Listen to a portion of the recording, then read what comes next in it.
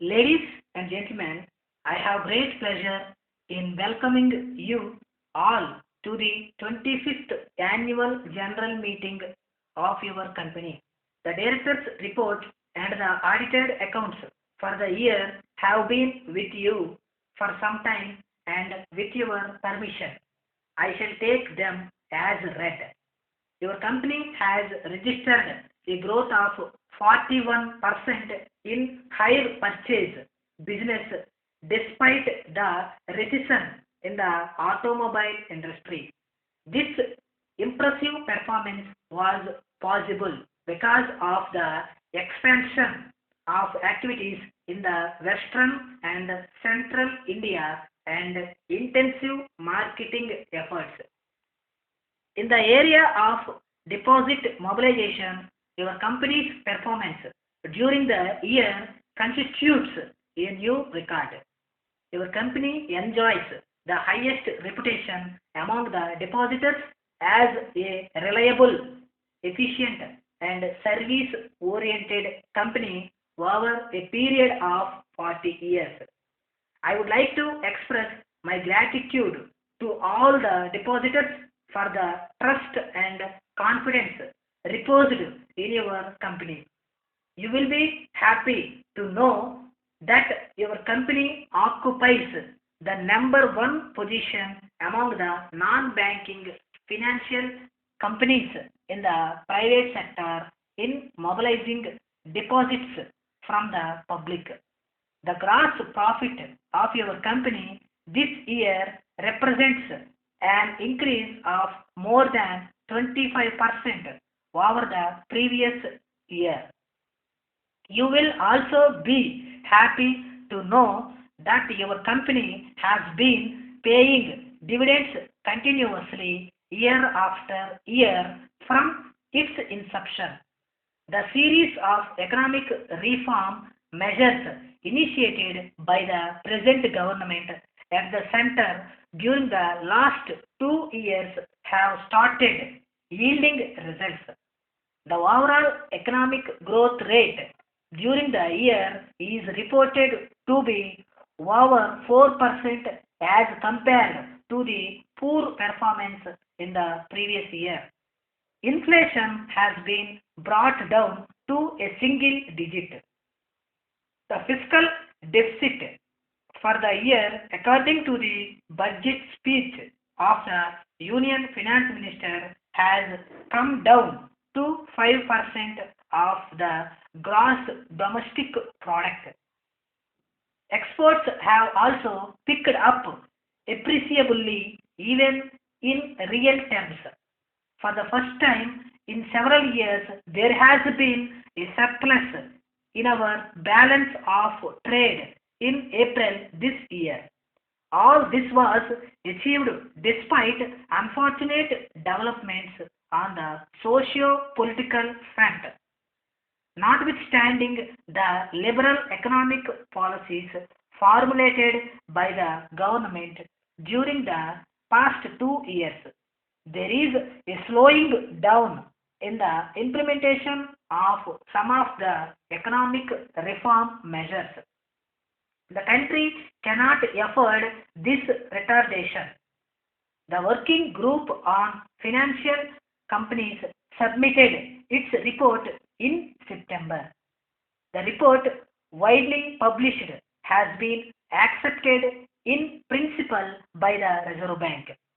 It embodies a number of far-reaching recommendations that will fundamentally affect the growth and operations of non-banking financial companies. I broadly welcome the recommendations made in this report, but I must warn against the nature and consequences of some of them, especially if implemented without being properly formulated or sequenced. For instance, before dismantling the existing categorization of non-banking financial companies and prescribing a uniform set of financial riots and norms to all. It is necessary to draw up and put in place suitable business policy guidelines and accounting standards. These should cover not only traditional lines like hire purchase and leasing, but also new business opportunities in the financial services area that a number of companies have entered. As I mentioned earlier, financing and road transport sector is and will continue to remain the core business activity of your company. After food, clothing, and shelter, transport is of vital importance to the common man and also in the order of economic priorities. The road transport sector in India has witnessed a steady increase in its share of freight movement. This reflects a reversal in the relative shares of the road transport sector and the railways. I see this process continuing at at least in the near future. Since railways may not be able to mobilize the resources necessary for reversing this trend. On behalf of the board of directors and on my own behalf, I take this opportunity to thank our customers, bankers, financial institutions, mutual funds, and shareholders for the cooperation extended to and confidence reposed in the company and look forward to their continued support. I also place on record my appreciation of the good work done by all the staff both in the field and in the office. Dear sir, we are in receipt of your letter of 5th instant asking us to clarify about the mode of dispatch of the goods ordered by you. In this connection, we wish to bring to your kind notice that it has been agreed to while entering into contract that the goods shall be dispatched by road. Accordingly, we have taken all necessary action to pack the goods and the same will be dispatched within a week. You may kindly make necessary arrangements to receive the goods at your end on payment of freight charges.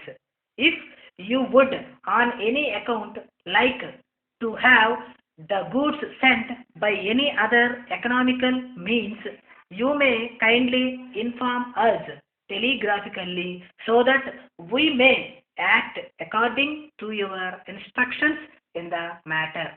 As regards the code numbers which you have referred to in your letter under reference, we would like to inform you that as they are all imported goods, we do not have any other choice except to accept the code number which are allotted to by our foreign manufacturers. Under the circumstances, we request you to see how best you could adjust to the same so that there is no confusion in ordering further supplies. We understand that you require a variety of electrical goods for your new factory which you are putting up. We have now ready stocks of every type of electrical goods required by you. We would like to impress upon you that while rates are very reasonable, the quality of our goods is very high and you will be saving at least 10% on total value if you buy from us. We are at present in a position to meet your requirements within a month from the date of receipt of your valuable orders. Yours faithfully.